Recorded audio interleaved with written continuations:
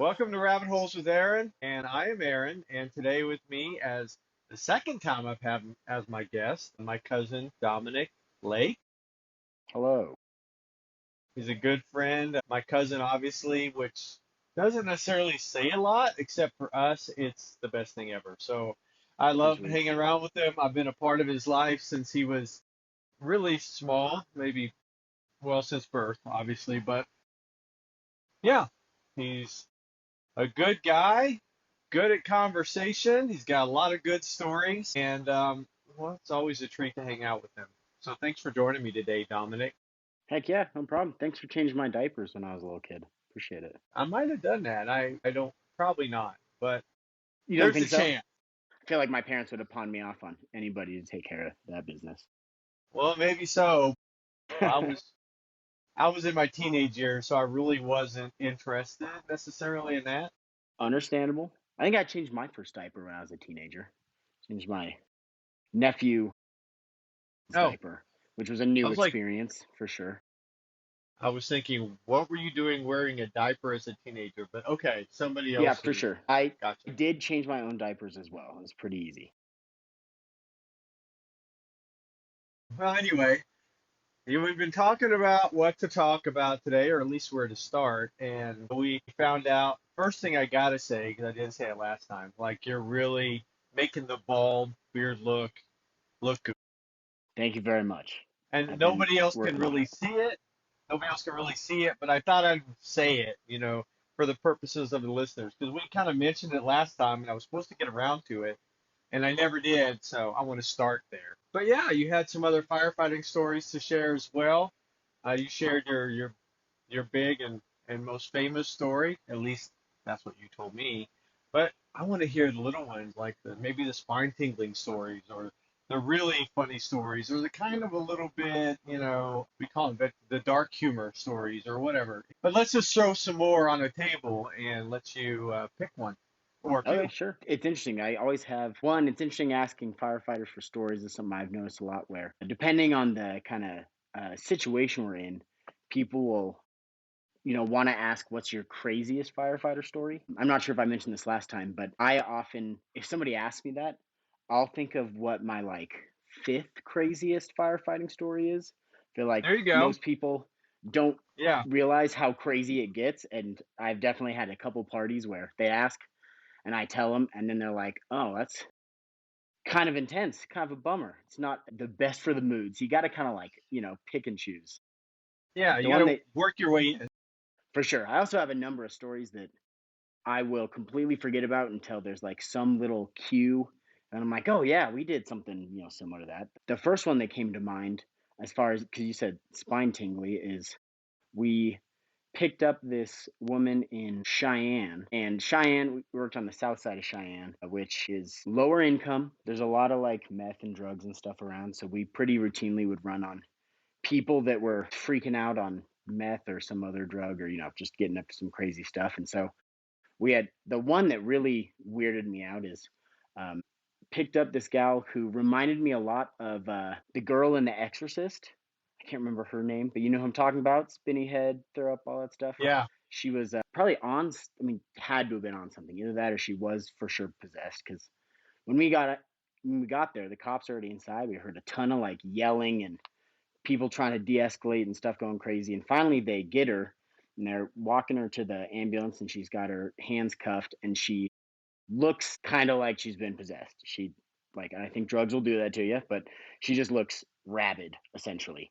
Maybe weighs 110 pounds or so, but even that small scared the crap out of me. Like we put her in the ambulance, and she would do one. She loved making eye contact, which on a good day, I don't make eye contact. Like Right. she would make this intense eye contact. She'd like, so we're in the ambulance. She's laying down on the cot. She still has the handcuffs on. She's also got soft restraints restraining her to the cot because she's acting real crazy. What she would do is kind of like kick her legs and her body, almost like trying to do a crunch with the seatbelts on, so hard that she was rocking the ambulance while we were sitting in it. And then every Wow. once in a while, I was sitting next to her. So, you have in an ambulance, you have the bench that's to the left of the cot, you have the like captain's chair or the jump seat that's behind the cot, and then one more chair or one more little seat on the right side of the cot. And I was sitting on the right side, so I was pretty close to her. And every once in a while, she would look like suddenly stop shaking. She'd look at me, and then she would scream really loud. And then her scream would turn into like maniacal cackling, and then Oh she would start to like shake the ambulance again. It was scaring the crap out of me. Like I was my keeping my God. cool and everything. I'm like, hey, so tell me what's going on. And she would just start laughing at me. And then she'd like chitter her teeth all weird, like just super fast, like chittering, and go back to shake. I don't think I got a single word out of her. It got to the point where like on the way to the hospital, we just stopped asking her things because she was way gone. And I don't know what sort of things she was on, but it was. I remember at one point I was sitting there with my hands on my knees, and I noticed that my hands were maybe like a foot and a half away from her face. So I slowly pulled my hands back because I was not sure as far as the biting capabilities of this particular person. Yeah. Yeah. That was when I had to immediately tell people about when I got back. So I was like, man, I might have seen a ghost or a demon. I'm not sure. This lady was on one. It was nuts. Well, did she speak in any ancient languages that you know of, except insect sounds? Yeah, I don't know. Not unless cackling is a language. Oh my God. Yeah, that one was a pretty intense one. Wow. Wow, that's a good one. Is that like the fifth one out from the strangest one? That's probably, yeah, it's that one's definitely in my like top 10 of weirdest calls for sure. But a few other ones, like I said, I've definitely got some that I know are like interesting stories that I've just since forgotten about. You know what I mean? So many calls and all that. So Yeah, do you ever get a story where you didn't even know it was a story? You're like, yeah, the other day we were firefighting, this happened, and everybody's like, what? hmm, that's a good You know, or question. well, maybe this will stir your, this is Sure, a let's really do it. simple one, but like it'll stir up your creative juices there because I remember, like, I'm out of the Marine Corps. I am now, but I mean, I was recently out, maybe 3 to 5 years out. I was going to college, and they were offering this group counseling for veterans for free. And so I was in there and I had some one-on-one time. I showed up early one time for the group and the counselor was in there and I was like, she was like, I said something nonchalantly. I was like, yeah, before we deployed, we had to get our wheels and powers of attorneys in order at the age of 18 or whatever. And she was like, you had a will at the age of 18? She's like, I'm 48 or something. I haven't even thought about having a will yet. And I was like, so I didn't know that was going to hit people or hit her in that, in that spot of what the heck are you talking about right now? And it was just the way, we always, before we went on deployment, even if it was a peacetime deployment, you got your will and power of attorney all For sure. together. So your kids and your wife, if you had any, or your stuff goes back to your family. But like most people don't think about death until, they get to be my age or older. So I didn't even know that was going to be like a stealth good story. But now I'm like, now I try it out on people. And you got your will or power of attorney yet? They're like, what's that? Or no. Yep, And I'm for like, sure. okay, yeah, I had mine together at 18. And they're like, what? Hopefully that stirred up something. Not something, I was thinking that I probably have an instance like that in my personal life of stuff I didn't know was crazy till I told other people about it. But not a whole. I feel like most of the calls that we run on, if they're gonna be crazy, they're like pretty crazy in the moment. Yeah, I Mm, think we'll. I know I've got other ones. I feel like we'll have to just kind of chat, and they might pop up, and I'll okay. tell Oh, that's everybody fine. to settle down so I can do a story time. Okay. Everybody crisscross applesauce. Yeah. Yeah. So, okay. Well, some of the other, that was the one thing I had that came to mind while you were talking. Any like high speed chases or anything like that? No, ambulance or I ambulances not make people crazy. sure. Typically not in the ambulance. We do have so one of the protocols here is we'll generally send bare minimum of two people out on a call. Ideally, we like to do 3 if we have enough people, just because you never know what's going to happen. But we have times where the person is critical enough that we need all 3 people in the back of the ambulance. And when that happens, have a cop or a sheriff will drive for us, and they Okay. love going fast in the ambulance. I think pretty much every time we have been in the back with a cop driving, somebody at some point will go to the front and go, "Hey, you can slow down a little bit," because they'll go warp speed and take crazy turns, and makes it like I trust them as far as safety, but it makes it hard to do our job when we're rattling around in the back of this ambulance. Yeah. Yep, Yeah, let's get a needle in a small vein. I was like, boom, boom, boom, boom, boom.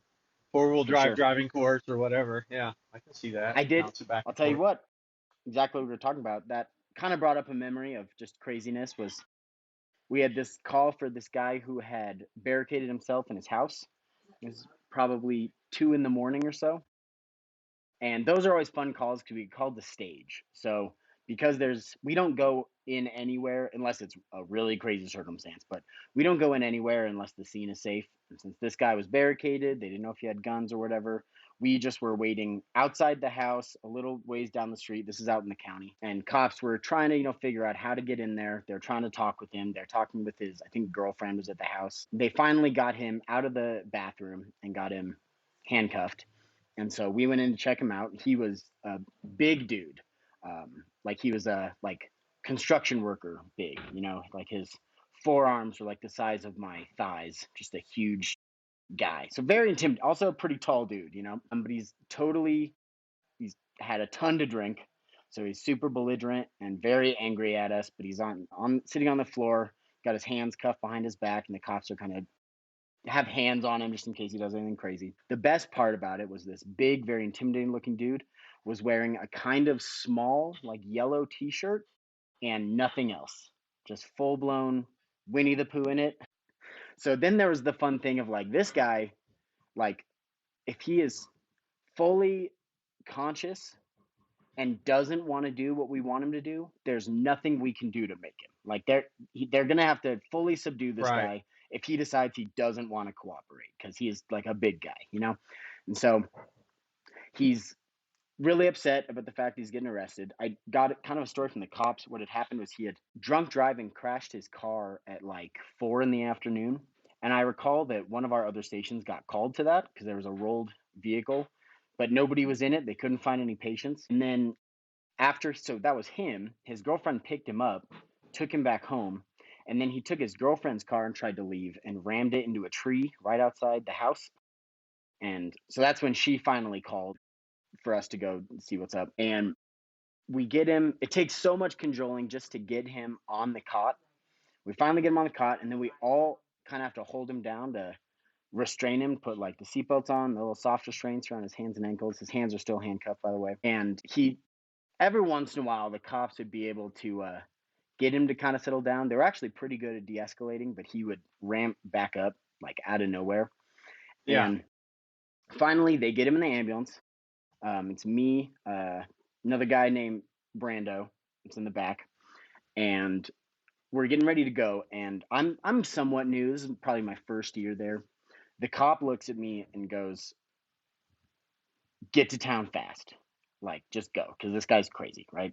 And so a lot of times we'll have cops in the back with us. The guy I had in the back with me, or Brando, who was in the back, I was driving. Brando said he could handle it. He didn't need a cop back there, so cops just followed us in.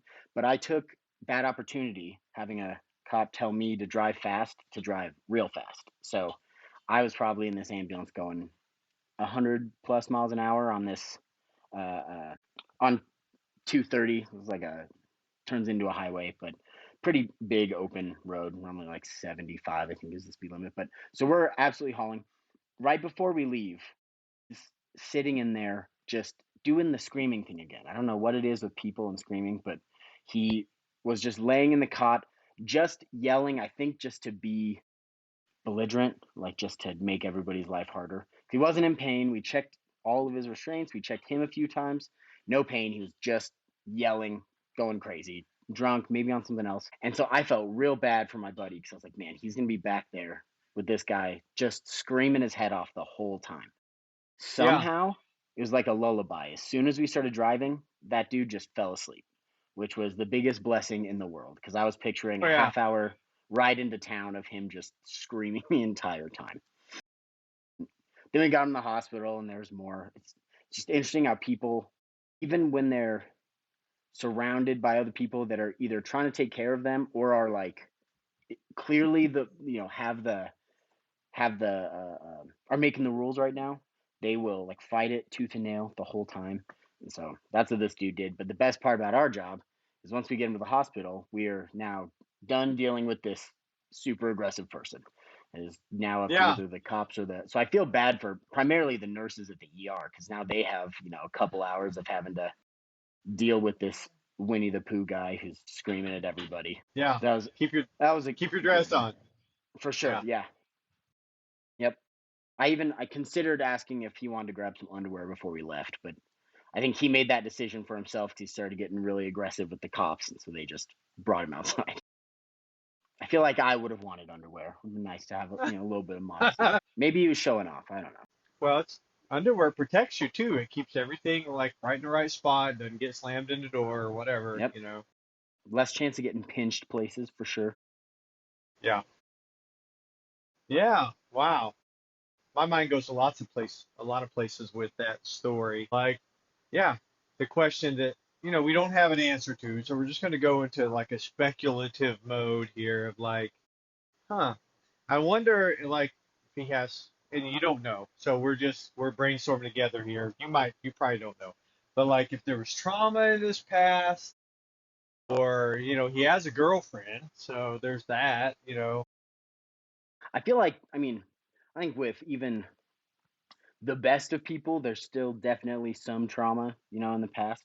And I do think that that's probably a pretty heavy part of the people we tend to run on, especially when they are outside the norm as far as like how they act or carry themselves. When people are, I think one probably had a problem with alcohol. You crash two separate vehicles in one day from drunk driving. No, he I feel like, definitely had a problem with yep, alcohol. But hard go to ahead. hard to tell if he is a decent guy outside of that because there's definitely people who can act totally fine, but if they get drunk, then they just different person. So definitely Yeah. could be the case there. But I feel like also a lot of people do have trauma, could have like mental illness, stuff that clearly has not been taken care of or monitored, which just happens. People like slip through the cracks, unfortunately.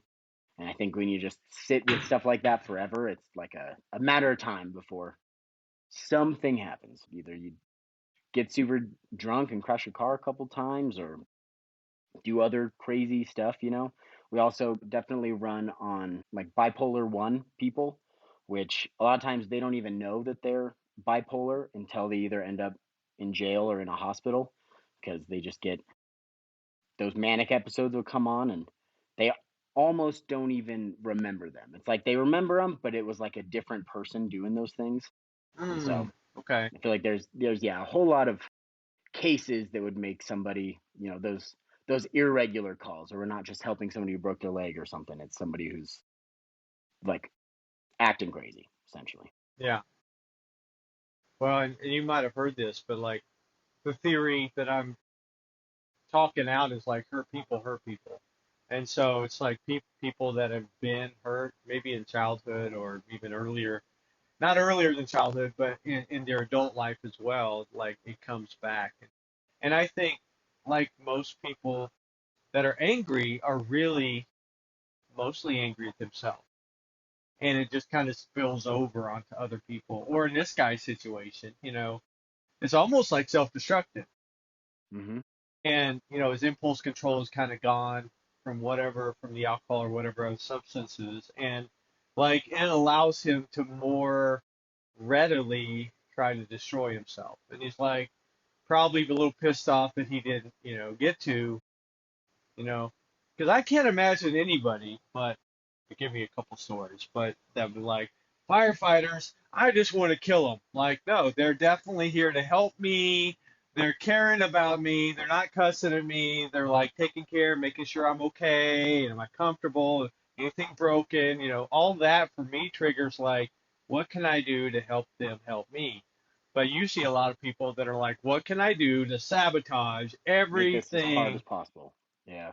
for them to help me, to make it super hard. And yeah, Yeah, well, I think about stuff like that a lot, like to hurt people, and things like that, where I think on both sides of the spectrum, whether you're doing something so crazy that someone calls 911, or it's just your personal life, maybe people don't want to be around you. I think I think a way that I kind of sum that up is the way that people are, like if they're hard to get along with, or if they are super violent or aggressive or whatever. I think the way that people are is not necessarily their fault, but it is their problem. You know what I mean? right. Where Yeah, you are just like an amalgamation of your experiences and things that have been told to you and things that you've seen and learned. So 30-year-old getting really drunk and being incredibly aggressive and belligerent, I don't think is his fault. I think he just went on a track that kind of led him there. But it is his problem as far as if something is going to change, only he can do it, and that person has to want that bad enough. And I think that spans the gamut of, yeah, the really aggressive stuff, or just somebody that you know at your workplace that's mildly annoying is not their fault that they kind of are the way they are. But right. if they want to do something about it, that is their problem. They have to put in the work. Nobody can change their whole outcome for them. Yeah, And it's also, the best part is, I think about this a lot in everyday life, where it's not my problem. If you're a person that's hard to get along with and you're not particularly kind and you have all this stuff, I can, in a way, feel bad for you, because I think stuff has led you to being this way. I don't think anybody wakes up and thinks, I hope nobody likes me today.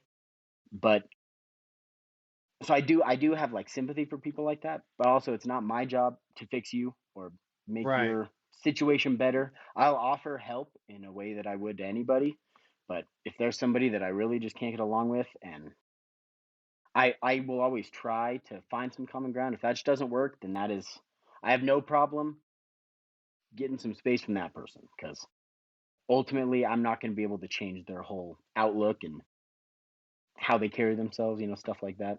You can only do so much. Yeah, I'm with you. And then, it's a lifetime of experience that leads me to the point where I have a lifetime of experience on over helping, right? Sure, Like same. I got a lot of mess going on in here, but here, let me get inside of your brain and try and fix you. And yeah, and that never works. Matter of fact, it just makes everybody mad. I'm mad, they're mad, and so that brings me back, full circle to kind of listening, which I think is where you're going, and that's like, hey, I can listen for a little bit, and help you hear yourself, which that's all counseling kind of speak. That's what counseling is all about. So in a nutshell, it's like, I'm gonna let you hear yourself for a little bit, and and people don't hear themselves. So it's groundbreaking. It's amazing when a person can say, I didn't realize I felt that way about that. Maybe I need to change some things in my life. And that Sure. goes back to what you're saying about, it's not all their fault, but you said it's their problem. And I think like there's a choice, there's a certain point, and I don't know what it is, but it's probably different for every person, where let's throw this into a theory, like they wake up with a hangover, and they can't see straight, and they're not hungry, maybe they throw up or something. Maybe we've all been there. I mean, I know I have. For You might sure. have been, in your life, but Couple you wake times up maybe. like that and you're like, okay, I need to make some different choices, because this literally sucks. And like I am able to do nothing. Maybe I have to call into work. Maybe I can't have a conversation with my partner or significant other. And so it's like, maybe I need to change a few things. And it'd be super easy if we could say, no more drinking. Well, that was easy. Let's go. What's next in my life? But some of these things are deeply ingrained and taught to us. And these problems are somewhat handed up to us, by our previous generations and our society and stuff. And I'm not putting any blame. As a matter of fact, I don't like blame at all, but I like the word responsibility, and you haven't been on the podcast, or you haven't, I don't know. how extensively you've listened to it, but like talk about this responsibility pie. And you take, any one event. Let's say waking up with a hangover. You look and you put it on a responsibility pie chart, and you're like, it's all my fault. And you write your name on the pie, like it's all my fault that I woke up with a hangover or whatever, or just had a hangover. But then as you look at it and you parse it out, you're like, okay, there's commercials for alcohol on TV. That gets 3%. My parents, you know, drank or didn't drink. That's 3%. My grandparents, I have a grandpa who was an alcoholic. I don't, but if I did, or whatever, and it all fills out the pie, and suddenly you look at your little slice, and it's like, okay, I'm about 5% responsible. Well, I can take responsibility for that. Maybe I'll hang out with different friends. Maybe I'll get a hobby to do in the evenings instead, or whatever. I mean, we can make different choices, but there's a certain point when we can no longer really effectively blame it anybody else. And I think it's probably roughly in our 20s and 30s, when we're like, well, there's nobody here making me drink, so For to go sure. back to my idea. So yeah, so it's kind of like, but when you realize the power and the responsibility of making different choices, then when a person does, then they can start working on that. Like, I'm going to change. I'm going to make some different choices. Let's see what happens. Wow, I got $1 million business. Well, that was unexpected, or what? And I don't, but maybe a person could by finding a niche and making different choices and putting stuff on their calendar and maybe reading a few books and taking a college class or going to get a degree or something, and boom, change the course your change the course of your life by changing your choices. Yeah, I like that. I think focusing on the what choices you're going to make thing is a huge deal. I think because I don't like assigning blame to things.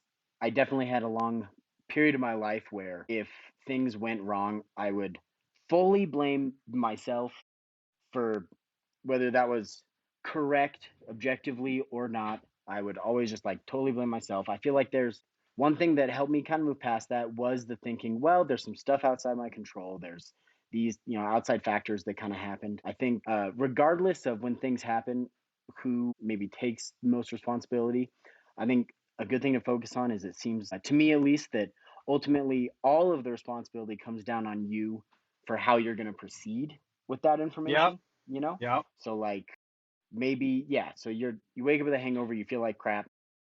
Do you think it's all your fault? You think about various things that happened. Maybe that wasn't your plan last night. You got controlled into it, all this stuff. But then yeah, the responsibility I think fully falls on you for like, well, I don't like feeling like this. What can I do to avoid this in the future? And whether that's drink more water when I drink or all the way on the other side of the spectrum, I don't want to drink anymore. But like that's where it's kind of on your shoulders for if you want it to be different, you have the power to change that.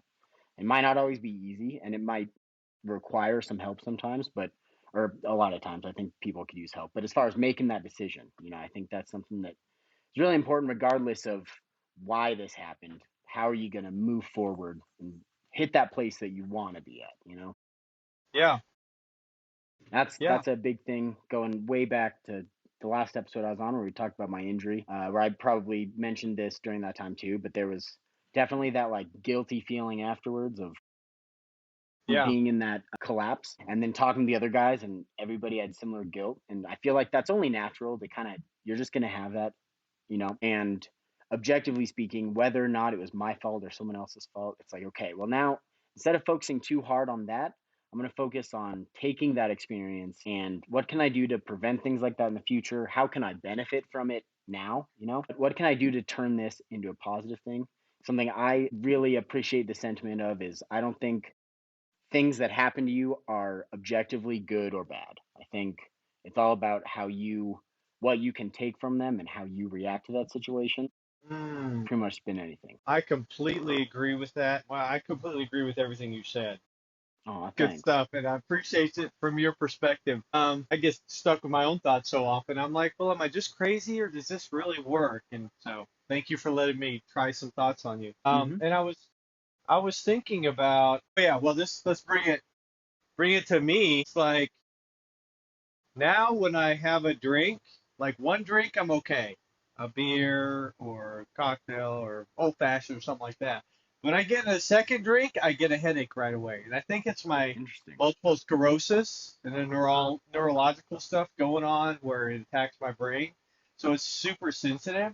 Also, same thing. If I have a cigar, like a good sized cigar, and I'm there for a couple of hours, I'll get a little headache and I'll be a little extra dizzy. And so, like, that's kind of caused me to taper off and make it on the lower side of the spectrum for those things because, like, and I think that would help for everybody, right? They got certain drugs that, like, when you drink alcohol, you feel terrible right away, or if you even taste it, like, they associate it negatively, like psychologists or counseling professionals. And that's, I mean, I guess it's probably effective for some people. That's why they do it. But, like, for me, I've got it built in. Thank you. Thank you, multiple sclerosis. That, There you like, go. if I have a second beer, I'm like, ow, no, I don't finish it, because I'll get a headache. But yeah, so it's interesting, right? How life goes and how our body helps us, I guess.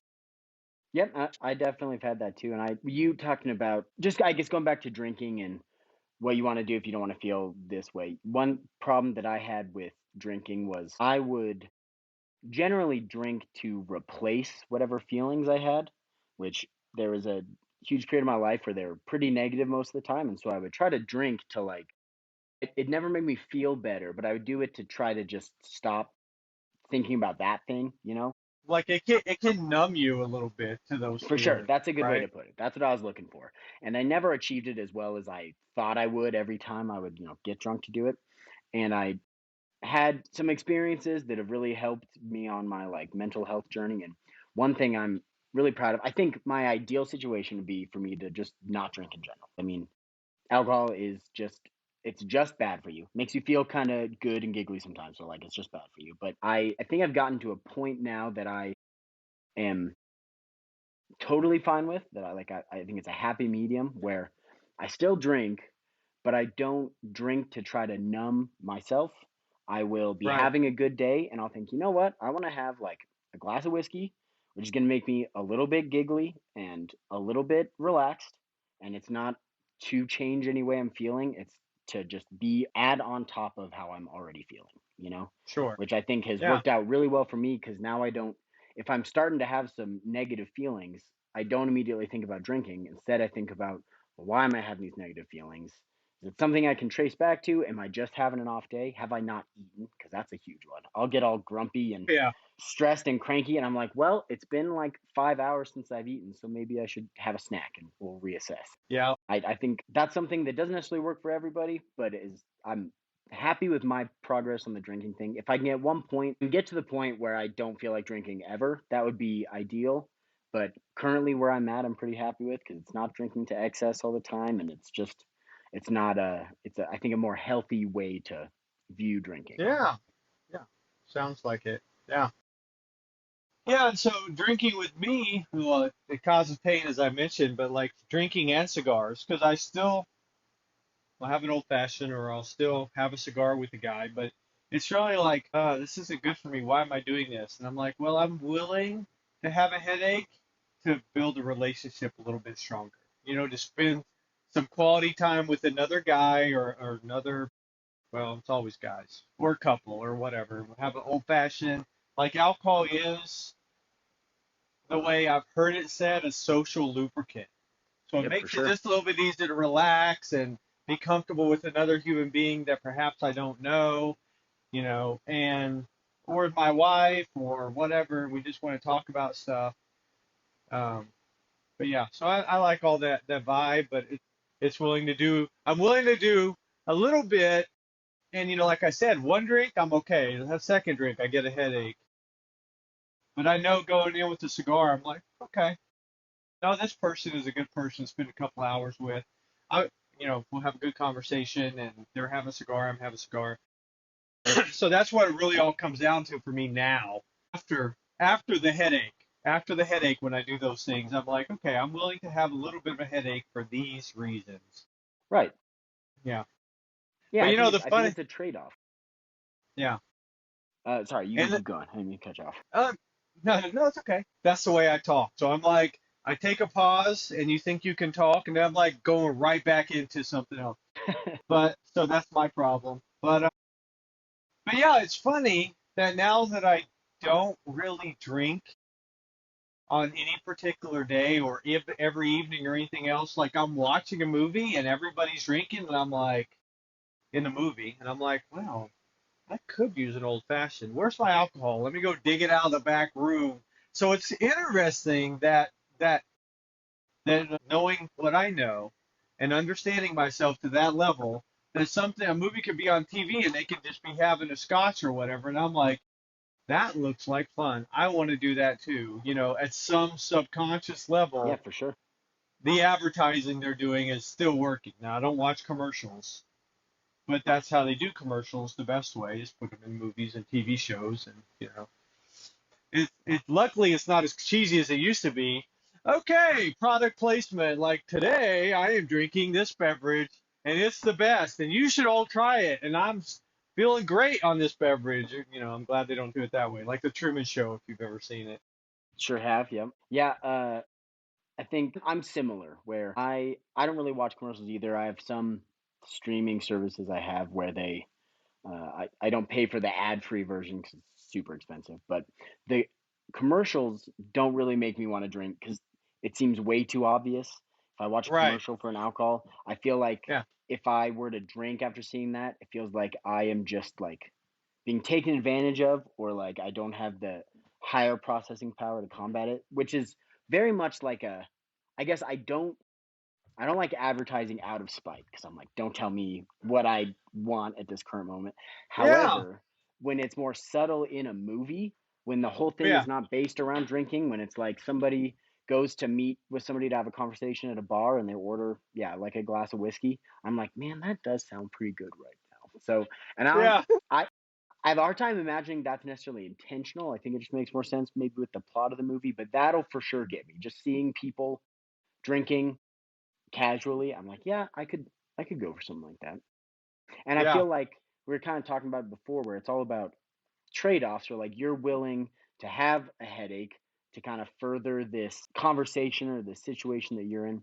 And I'm that same way where I think alcohol is like bodily just fully bad for you. There's like no real Yeah. benefits to It's a getting drunk. toxin. Yeah. But and it's also a depressant, so sometimes it's hard to argue for it making you happier. But I've definitely had social instances where the alcohol just kind of releases your inhibitions and makes you a little more fun. And so I don't think the alcohol itself makes you happy, but I think when you are less focused on everything that's going on in you and focused on how you're coming off to other people, you can kind of let loose and enjoy a little bit.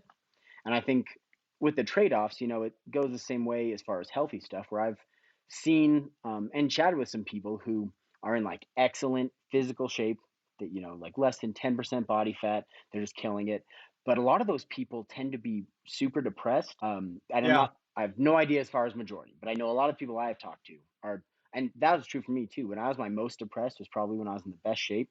And I don't think those necessarily cause each other, but there are instances of if you are constantly trying to do things that are only physically good for you and you're not letting yourself kind of have that time off, I could see how it gets a little repetitive, where maybe you do, let's say you're in super good shape, you go to the gym all the time, you feel good, but I think having some time to not be constantly focused on your caloric intake and how Yeah. you look to other people and how you look in these particular clothes, if you can just kind of let go every once in a while, I think that helps. So that's a trade off I've gotten to where as a younger person, I always wanted to be like crazy movie star level, no body fat, super muscular. But the closer I've gotten to that at various points in my life, I felt like I had no time to hang out with friends. I was always hungry. I just felt kind of Yeah. tired, always sore from being at the gym, And so there's a trade off that I've kind of gotten to now where I'm like, okay, I'm going to work out these days, but these days I'm going to just hang out, do whatever I want, like have a good time, kind of recuperate from the hard work. So that way, when you get back to it, you can put in that hard work and feel good about it and not feel like it's just a draining activity after a while. Yeah. I like that, like moderation. And I like what you had to say that alcohol can be therapeutic. No, you didn't say that directly, It's but good to like, self medicate, is what I was saying. Yeah. well, and but as you're saying, you're driving, you're pushing, you're trying to be in the best shape, you're trying to look a certain way, and it's like, when are you going to work, the inside of you? Like, the mind, the emotions, working through past traumas and, keeping stuff from being trauma and thinking about it, reflecting and, wow, that sounds like a really confusing and long list. But, with alcohol at the same time, it suppresses a lot of the emotions and the normal things and the list of things you have to do and allow some of that other stuff to kind of probably trickle out. Like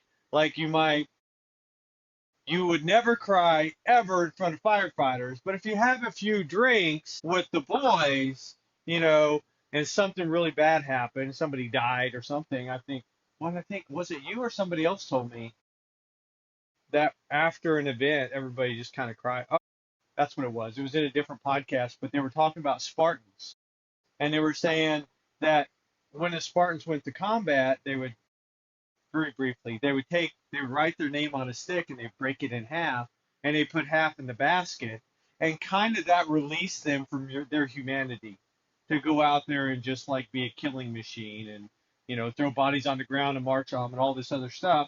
And then when they're done, they'd put the stick back together and all the Spartans would come together and cry for the massive amount of death that they caused or whatever. Oh, well, and seeing their buddies die and all this other stuff too. And it was just like, and I was like, so shocking to me because I would never think that about Spartans, right? They're like Marines times 100 or something, They're just like, well, yeah, I see people die. That's just the job, or whatever. But we need that processing time and we need that release. And sometimes in our society, like alcohol is a really acceptable way of getting that release. For sure. And I think going back to that, the Spartans, where, yeah, you have this view of like they're just all business all the time. Their business is war, and they do talk about that a lot. But I think you're going to have a hard time being successful at any endeavor if you don't factor in humanity. Like, if your goal is to make the toughest warriors ever and you try to completely take away their humanity, I can't imagine it's going to function as well as if you have warriors who are people first, but their main profession is, being a warrior. But you still make sure you acknowledge their needs as like a human. And I think actually that brings me to a super interesting point about Fire Academy. And I'm not sure, I haven't talked to a ton of people about, um, basic training for various branches of the military, but a lot of the guys that are, 10, 15 years older than me, I would not have lasted in their academy because I think as far as physical difficulty level, it was pretty similar. But Fire Academy used to be a lot more like what you would see, like Full Metal Jacket sort of basic Sure. training, where Fire Yeah. Academy used to be like getting insulted all the time. If you absolutely left nothing left or had nothing left in the tank and like weren't able to complete something, there was no like, oh, you did a great job. Like, you pushed really hard. We're going to push harder. It Yeah. was just, you're weak. You're not trying hard enough. I think I could have handled it physically. I think mentally, I need a certain level of respect in order to keep doing it. And I Yeah. think even if that's respect as far as I'm a subordinate, but there's still that level of like you're a human. And Yeah. so I felt fortunate because I got that at my academy where they'd push you really hard. If there was a couple times where I was doing some sort of exercise and I just felt like I couldn't keep going, and they wouldn't just say, "Oh, it's okay, take a break." They'd like push you, but with respect. And I think you're gonna get it's a better return on your investment. I think you're gonna have better firefighters, and I think a lot of different services could benefit from training them hard, but also knowing that like I'm here to make you better. Like, I'm here because I want you to succeed. I'm not just here because sometimes I think that can get buried under the if you push someone too hard, it doesn't seem like you're trying to help. It just seems like, because I definitely get that. It gets personal for me really fast. If you're really harping on me, it only takes a couple of times before I'm like, I think you just don't like me. And that's why you're doing this. Yeah. Whereas, like I said, in my academy, they'd push you really hard, but afterwards, it'd be like, you guys crushed it. A great example is we had live fire days where there were at least 2 days in a row where it was just live fire training. So actually putting a bunch of burning stuff inside our burn building and then going over different tactics for getting it out. And so it's just like a it's like a 6 to 8 hour day of just constant repetitions going into this building. And I remember during the training or during the live fire days, it was almost exclusively critiques. Either during the training, they'd be like, "Why are you doing this?" And it gets intense. They're trying to stress you out, so they're yelling, "What are you doing this for?" Blah blah, all this stuff, right? It all kind of came together at the end of it, like the end of the day where we talk about it, where they were speaking way more fondly of us than they were during the training. And it's because they're trying to push you, they're trying to stress you out, do all this stuff. But then Yeah. afterwards, we come together and they're like, I like that you guys did this. This was like the fastest I've seen this fire put out. You like, and I think it's important to kind of build that morale also. Like, Oh offer, yeah. make it stressful, offer the things they need to work on, but then let them know at the end, like, we see you, you're doing a great job. And I think that can motivate people to try harder instead of feeling like if you're always getting critiqued, you're going to feel like you're going to lose no matter what. Yeah. Wow. Yeah. Yeah. So I of course while you're talking, I was reflecting back on boot camp that I went through and yeah, and how different it was. But at the same time, I guess I can see the dynamics of why at least Marine Corps boot camp is the drill instructors, they hate your guts most of the time. They're there's a lot of anger, there's a lot of yelling and screaming, and there's no time when it was like you did this well. I mean, if there was silence in the yelling, that was the best compliment you were going to get, right? But I think at the same time, they're trying to draw us into this team mentality. Whereas you guys, it seems like you go out in small teams, like 2 to 3 or 4, maybe a few more than that, in an emergency. But a lot of times they send you in teams of two, and so they need each of you to be kind of like your own firefighter all the way. And so, I mean, I don't know. I'm thinking about it out loud. But For in sure. a Marine Corps, they need you all to work together like seamlessly, as much mind meld as possible. And the way they found, I think, to do that the quickest is to make you piss off at them.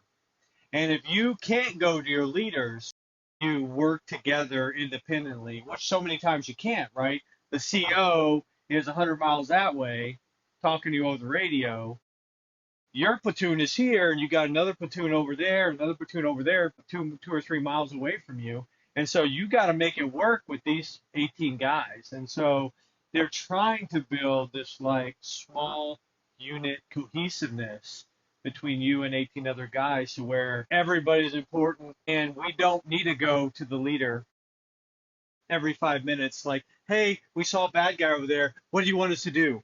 We'll go attack him. No, just like we saw a bad guy over there. We're gonna go attack him.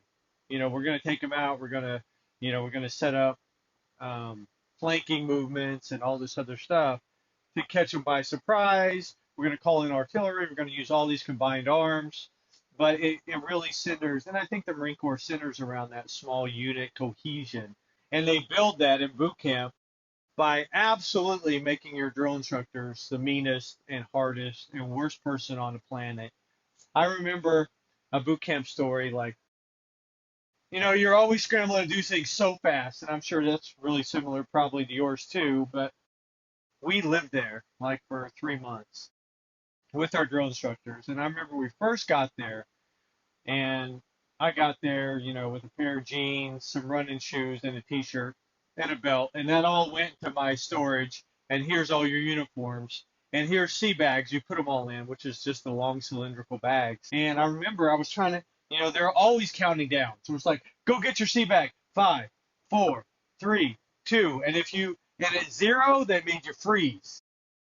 So if you thought you're going to be slick and slide it in that last second, it's like, freeze! And you all had to repeat, freeze, recruit, freeze! And you're just sitting there. And like, I remember I was trying so hard to get my lock back on my sea bag, and I dropped it and it flew across the floor. And a drill instructor kicked it over to me, and I said, thank you. And he was like, the Marine Corps thanks me twice a month. Why are you late? Get online or whatever. And I'm like, at like a fraction of the volume. Like my ears were probably bleeding Yeah. in that moment because he's just screaming straight in my face. And, that's when I realized that you can't go to them. They don't even want your thanks. They don't even want you to be polite. They just want you to get it done faster than humanly possible. And then when you don't, they can yell at you and make you do push ups and all kinds of stuff. But And I yeah, think there's definitely a time and place for stuff like that. And I think, especially, I mean, creating like warriors is a big deal for making sure they're super tough. I will throw out like one thing, and this comes from my almost non-existent knowledge base of military Okay. training stuff. I But I like think it. just coming from like a human perspective, how would you have felt if you had, this drill instructor that was constantly criticizing, constantly pushing you harder, yelling all the time? What if there was one day where, like, maybe you had been in for like a month and a half or something, and there's like one day, one evening before going to bed or something, and as he like walks past you, he goes, "Evans, you did a killer job on this thing today. Keep it up." And then walks past. That's it. Just that little thing. I feel like, especially this person that seems so hard to please, if he gives you a drop of like, "good job," and walks away, I think that would fully revitalize somebody to continue working hard.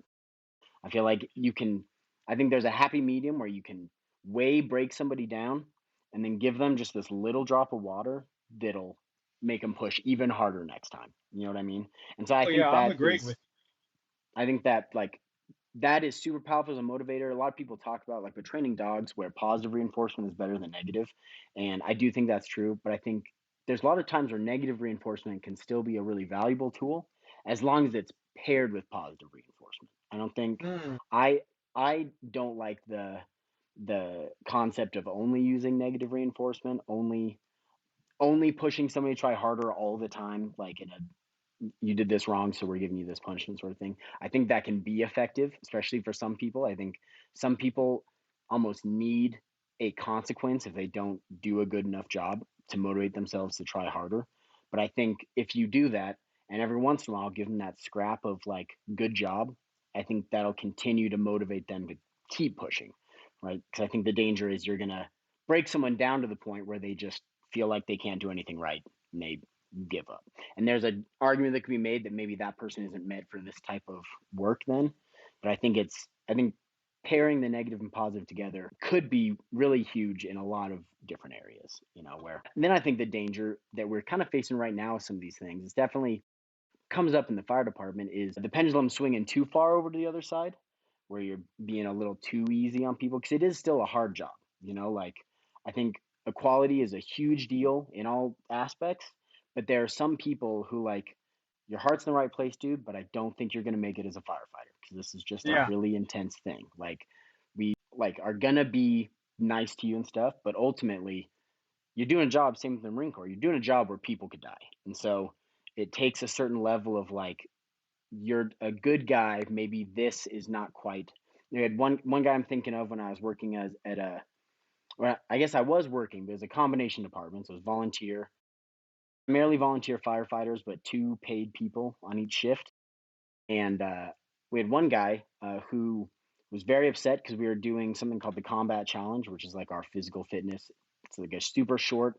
If you do it at a lazy pace, you get it done in 6 minutes. If you really push, you can get it done in three, and then you're exhausted. But we were talking about putting this together, and we put it together on a day in the summer when it was going to be like 95 degrees. And this guy was really upset. He thought it was crazy that we were doing it on this super hot day. He's like, "Why don't we do it on a different day?" And so it comes down to, it's like, I see what you're saying, where it's uncomfortable, but that's what this job is uncomfortable. Right. Right. There's a certain standard that still has to be met, even if we're being a little more lenient, if we're being nicer in the off hours, there's still a standard that has to be met. And I think it's easy to kind of go too far on the other side where you're like, "you're a good guy, so I'm going to change things a little bit to make it easier for you," which I think can be dangerous also, because that's when you're dropping that bar of Yeah. expectation. Yeah. It is unfortunate that fires don't just happen on beautiful sunny days. Yeah. You know, when you're feeling great and you just ate, you know. I personally, I prefer fire on a hot day because as bad as that is, it doesn't change how hot it is inside the building. What's Right. way worse is fire on a cold day. When we go to fires and it's -5 at night and we're making ice all over the area in front of the house, you get in, you're inside, you're sweaty, you're hot, you're dying. You come outside and you start freezing because it looks like you just jumped into a lake. You're totally wet, so your clothes start like Yeah. freezing to your body. That gets pretty brutal. I'm actually a huge fan of coming out and it being a nice day. You can take your jacket off, you can see all the steam coming off your shirt while you're just hanging out. Yeah. Okay. Yeah. When they did. in a way, they use positive reinforcement in a negative way in the Marine Corps, which isn't surprising. But like, they're like, "Hey, Swicatelli, you did a great job. You need to teach this guy how to not be a complete loser," and they kind of build this animosity in the team. So the team fights and competes also to be the best and to not be the worst. And yeah, and they do all the words are negative, right? Almost all the time, except for what I just described. Sure. But then the actions are first thing in the morning, they're checking us and make sure we don't have any physical problems from head to toe. If we do, they send us to medical. So it's not like, well, your broken leg, but your leg might break in combat, so keep running, or anything like Right. that. So they're, you're surrounded with this level of care for your person and for your health, but at the same time, they don't express that with words in any way. I'm sorry you're a dirtbag loser, Evans. Go to BAS and get fixed, or whatever. But yeah, I mean, oh, and that's what I was known for in the Marine Corps as a gunny was not just being mean for mean's sake. Not continuing. Every person they talk to has to prepare them for combat by being the meanest person they've ever encountered in the Marine Corps or anything. But just kind of like, hey, you guys made it through boot camp. You've made it through combat deployments. You know what to do. I'm just going to check on you and try and steer you and mentor you in a good way. And I care about you, but also I don't use a lot of words to say it.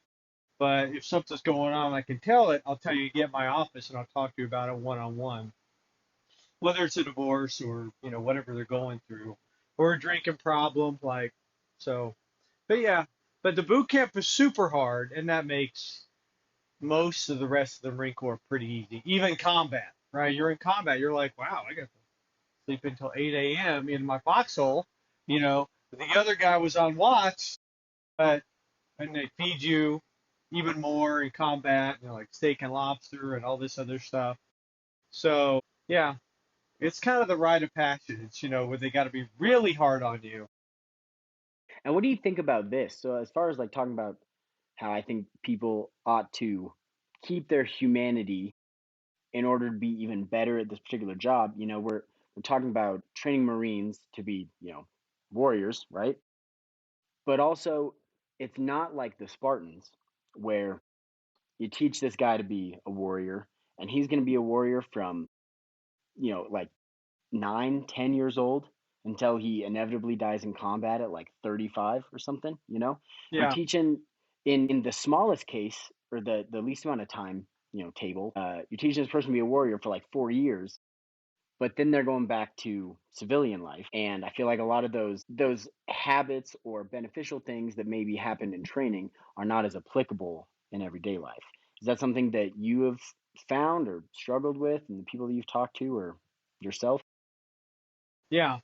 Um, well, and I thought about this a second ago, so that gives me an opportunity to talk about it. Like, because yeah, we're forward deployed in combat, whether you're on base and they're dropping bombs on you, or you're out in combat getting shot at and clearing rooms in urban warfare, and all anything in between.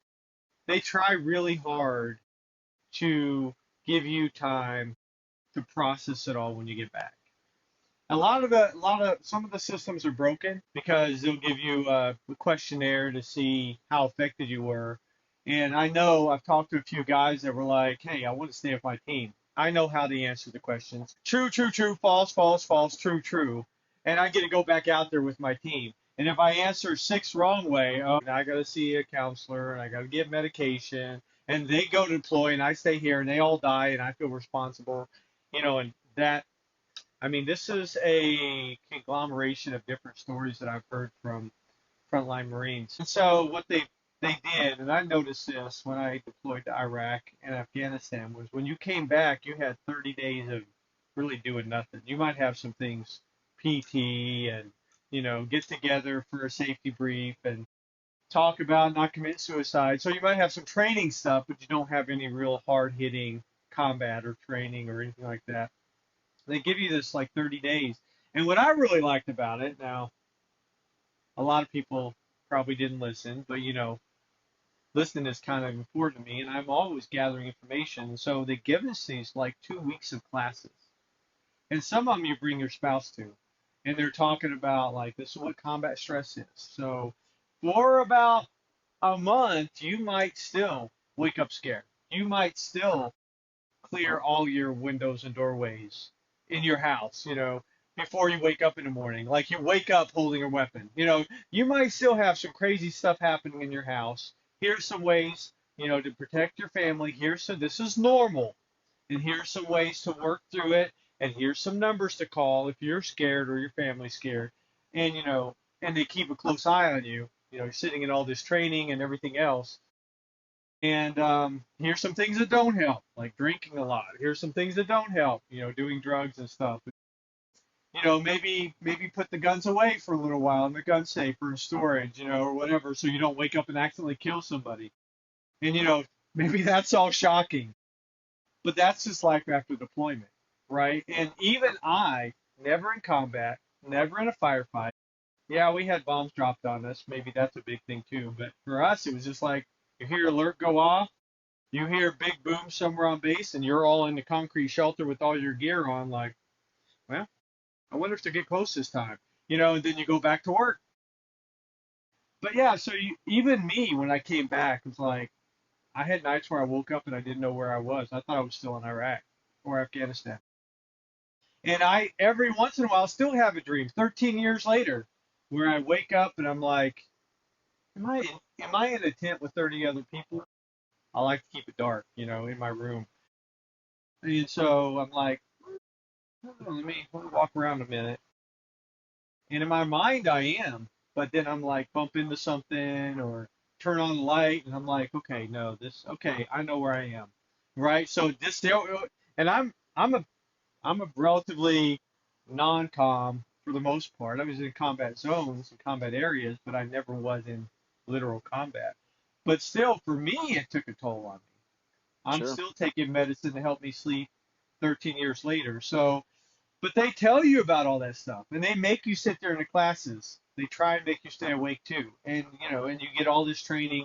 And I think they're trying to do a good job, but a lot of people, slip through the cracks by answering the test the right way, or saying the right answers, or having the right amount of caffeine before they show up. But yeah, so I don't know what your question was, but like they're trying to help us deal with it, I guess. Yeah, and we have a similar thing that I kind of noticed recently is going on at the fire department where we have moved really far into like mental health.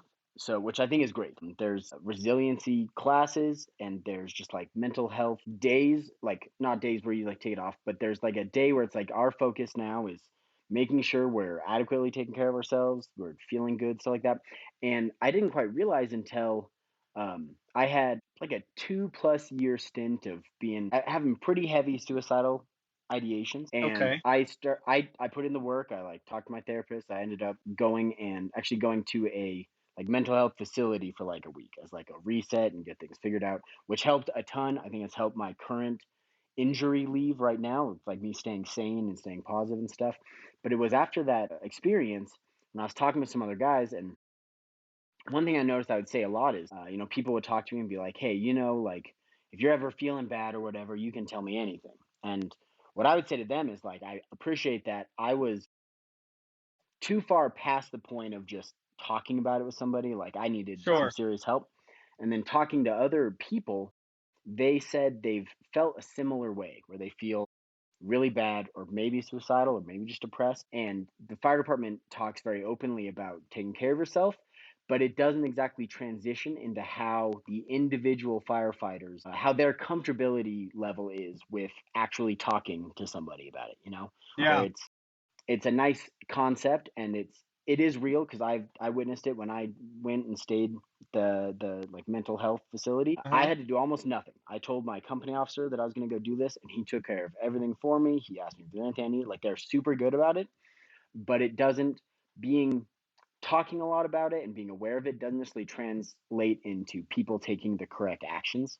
And I think that's exactly what you're talking about with the Marine Corps, where it's like here is the best that we can do as far as like our plan is to make sure everything's available, but then when it comes down to the individual person, do they feel comfortable enough to actually take you up on that. And what I've noticed, there's a lot of instances where no, they just don't feel comfortable enough. And I don't know exactly what the best thing is to change that, you know? I think one thing, small scale, that I've tried to do at the fire department is be really open about why I was gone for like over a month and stuff that's happened. And I'm always super open with my like own mental health journey stuff. And I Yeah. think that can be helpful to show other people that like I told somebody I wasn't feeling okay and the world didn't explode. Everything is fine afterwards, which I think it can Yeah. feel like that's not going to be the case, before Right. you talk. And so it's trying to find, it's interesting that you brought that up at the Marine Corps, because I don't know exactly what the answer is as far as, Right. and the first step is definitely what they seem to be doing, which is offering, this thing, being aware of it. But yeah, it's like, how do you translate that into actually having people get help when they need help is a tough thing. Yeah. It's something we've been kind of grappling with this whole episode is how do you get somebody to get to that point when they're like, okay, I'm going to take responsibility. I'm going to make different choices. Like whether you're a frontline Marine or whatever that's busted indoors and, seeing your buddies die and all this stuff to say, I need help. Like, well, they must be doing something right in retrospect because, you didn't hear about a lot of cops killing Marines or Marines killing cops or anything in that area. And, Marines are coming back every 6 months from combat to Jacksonville, North Carolina. And, you know, they must be confronted with some kind of patient therapeutic approach from the police. Otherwise, you know, units would be decimated by that. Well, and I know we're almost out of time for the episode, but I thought of an acronym that touched on something we've talked about. It's called HALT. You might have heard of it. Don't make a decision when you're hungry, angry, lonely, or tired. So just halt until Yeah. you take care of those, right? And that's from, I didn't make that up. That's from Alcoholics Anonymous. But man, I found it applies so many different ways in Yeah, my that sounds life. like a great thing. That makes it sounds so simple that it's crazy that it's not more obvious, but that seems like a good way to base your decision making is, yeah. Well, on a TV show, I heard the guy say, "Don't do anything with when you're hungry, especially eat." Sure. And I was like, well, I don't know how you not be hungry anymore, how you fix the hunger For problem sure. without eating. But I understand what they're saying too, because when you go to the all-you-can-eat buffet and you're a little hungry, man, you double down on it, right? You come away Going and you're like, shopping, I can't breathe. grocery Yep. shopping when you're hungry. Yep, and you get a bunch of crap you don't need, and yeah. Yeah, we all So know yeah, I that. think that's a great way to kind of deal with making decisions in like an appropriate headspace for sure. Yeah, and it can regulate a lot of the crazy thoughts.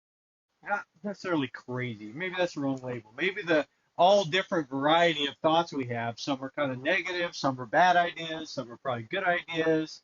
And like when you eat, it kind of, when you eat or take care of yourself in these ways, then it kind of dampens them down a little bit. Like, okay, maybe I won't go knock over the bank. Maybe I'm just hungry, whatever. Yeah, and I think that acronym does a good job at highlighting that those are things that you're feeling, they're not what you are. So like I think it Mm, can be easy if you're feeling angry to think like I am angry and I'm like an angry person or whatever. But I think if you can recognize like I'm feeling angry, this is a symptom of mm, something that's going on, or I'm feeling lonely. I'm not a lonely person. I'm feeling lonely. What can I do to change that? It's a temporary thing I'm feeling.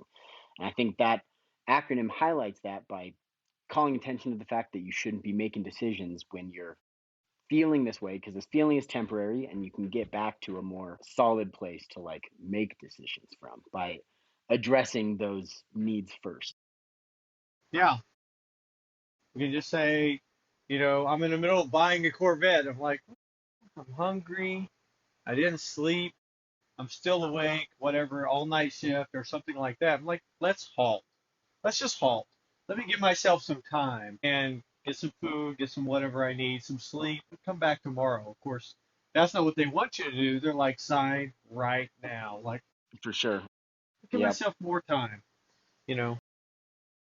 Well, it was another treat to have you on the podcast again. I'm sure everybody will love it. And it was so helpful and insightful. Thank you for that burp because I almost missed it. No problem. Yeah, no, it's a pleasure being on here. I like a free form, kind of podcast where it's just things that come up, and I feel like we talk about some interesting, kind of introspective things, stuff that I think this is a good platform and time to talk about stuff that maybe people don't often talk about, in their everyday life. And so I think it's a Yeah. good thing you're doing. Well, if you, when you're thinking or when you're going throughout your life, if it's like, oh, that'd be a good story for the podcast, then write it down or something. I can do that. Not saying you You had got a it. problem, but just that's how I think too. I'm like, next time I talk with Dominic on the podcast, I need this. And Yep. I And think I talked anymore, about it. that's what I got to do. I got to write stuff down. I like to talk with Elena about how if I don't put something in my calendar, it doesn't exist. And the same thing is true with like my like little thoughts for interesting stuff. If I don't write that down, then yeah, I'm probably going to not remember it at the time. So I can definitely, you and I plan another day. We'll do a podcast. I'll make sure I have a couple little sources of information, tasty nuggets of stories that I can throw at you. Well, it went well. So I'm Thank you. not I'll do my best. unhappy. So we don't have to change it drastically, but just putting a pebble in your pond, I guess. For sure. But, Yeah, totally down for it. but thanks for joining me today. I hope you have a great day. I will do my best. You too. Bye.